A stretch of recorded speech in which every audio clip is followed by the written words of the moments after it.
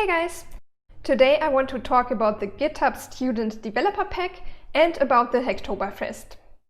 When you register on GitHub for the Student Developer Pack, you will get access to a lot of tools which otherwise would cost a lot of money. So let's have a look at what you could get.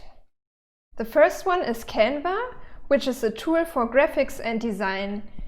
You will get a free 12-month subscription of Canva's Pro tier. Concerning GitHub, you will also get a free GitHub Pro account. Next, you can get access to the Amazon Cloud, free training and collaborative resources. Another one which is really cool is that you can get access to free IDEs from JetBrains. These IDEs are very powerful and I recommend very much to check them out. And if you scroll down, you will see that there are a lot more offers which you can profit from. Next, I want to talk about the Hacktoberfest.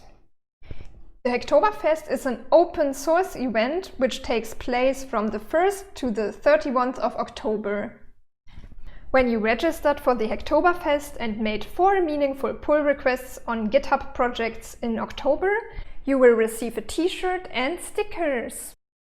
You can check on the website of the Hacktoberfest if your pull requests are eligible.